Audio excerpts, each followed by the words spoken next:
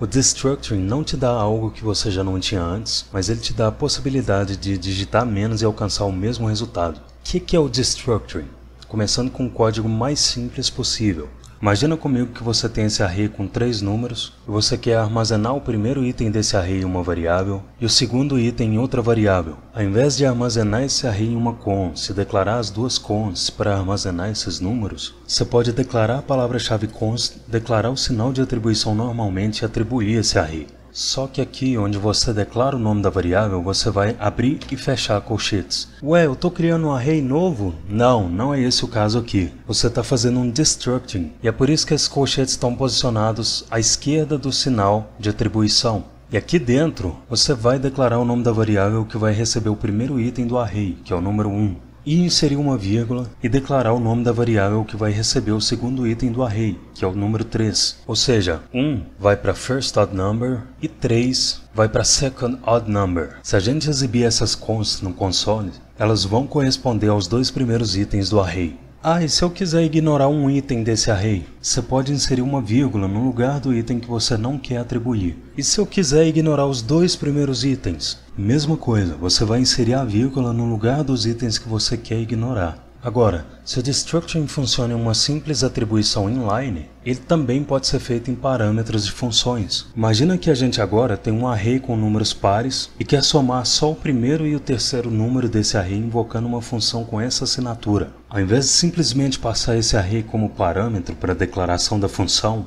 e fazer alguma lógica dentro dela para pegar só os itens que a gente quer, a gente pode fazer o destructuring diretamente na declaração dos parâmetros dela. Ou seja, agora a gente pode usar esses dois parâmetros dentro da função normalmente. E se na destructuring eu tentar fazer uma cópia de um valor que não existe? Eu vou diminuir a quantidade de itens do array para que esse exemplo não fique muito extenso. Imagina que aqui no destructuring do parâmetro da função, eu quero pegar o terceiro item desse array e usar ele dentro da função. Se eu fizer isso, o retorno vai ser um none. Por quê? Se a gente exibir o valor do third even number no console, você vai ver que o valor dele é undefined. Se a gente tentar somar qualquer número com undefined e exibir esse resultado no console, você vai ver que essa expressão retorna none, porque undefined não é um número. E é exatamente isso que está acontecendo aqui dentro da função. Primeiro número do array, 2, mais undefined é igual a none, not a number. E como que você faz para prevenir isso? Declarando um default parameter. Um default parameter é um fallback para prevenir que um parâmetro da função não receba undefined. Se o third even number receber undefined, ou seja, se esse número não existir no array,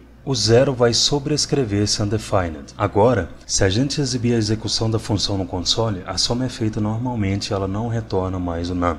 E com objetos, como que o destructuring funciona? Novamente, começando com o exemplo mais simples possível. Imagina comigo que você tem um objeto com 3 propriedades e quer fazer uma cópia das duas primeiras propriedades dele. Lembrando que um destructuring é feito antes do sinal de atribuição. Então a gente pode declarar uma const que vai receber o objeto no qual o destructuring vai ser feito. E à esquerda do sinal de atribuição, a gente pode envolver entre chaves os nomes das duas consts que vão fazer a cópia das duas primeiras propriedades do objeto. Ah, e se eu quiser ignorar uma propriedade, eu tenho que passar uma vírgula ignorando a propriedade igual quando faz destructuring em array? Não. Em destructuring com objetos, você seleciona as propriedades a serem copiadas só especificando o nome delas dentro do destructuring. Então, se você quiser copiar a propriedade age ao invés de breed, é só você substituir a breed pela age. E aí a propriedade breed vai ser ignorada. Agora, as consts dentro do destructuring precisam ter o mesmo nome da propriedade do objeto original? Não, só que você vai ter que atribuir um novo nome ao nome da propriedade original, usando a sintaxe de atribuição de propriedade de objeto. Então, o que essa sintaxe está dizendo é, eu quero pegar o name, só que eu quero chamar ele de full name ao invés de name.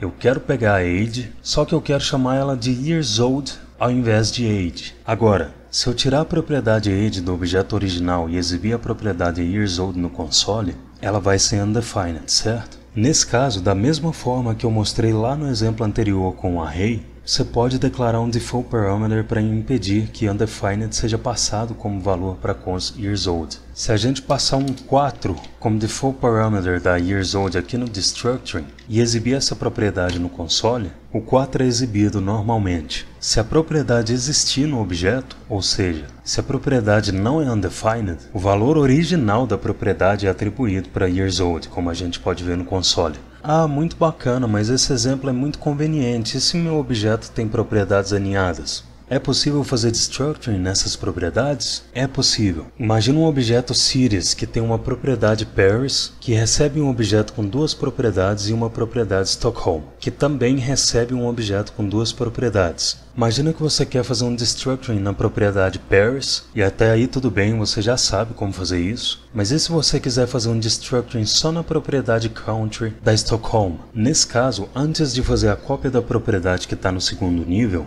é necessário que você especifique a propriedade do primeiro nível que armazena esse valor, que é a propriedade Stockholm. E novamente, não se engane, a Stockholm não está disponível para você usar, porque isso não é a criação de um novo objeto, é só um destructuring. Por isso que está posicionado do lado esquerdo do sinal de atribuição. Você só escreveu essa Stockholm para conseguir fazer o destructuring na Country. E novamente, se o destructuring de objetos funciona em atribuições inline, ele pode ser feito em parâmetros de funções. Então, se uma função recebe um objeto por parâmetro, ao invés de acessar as propriedades do objeto especificando o nome do objeto e depois o nome da propriedade, se você declarar um destructuring como parâmetro da função, dentro da função você só vai usar o nome da propriedade. E obviamente isso dá mais legibilidade para o seu código. Agora, qual que é a grande sacada do destructuring em funções? É que você bate o olho na assinatura da função e vê exatamente com o que você deve se importar. Muitas vezes vão ter situações em que você vai fazer uma requisição e obter um objeto gigantesco no qual você só quer usar uma ou duas propriedades. Então é mais específico você bater o olho nos parâmetros da função e já saber quais propriedades você vai usar. É um tipo de autodocumentação da função.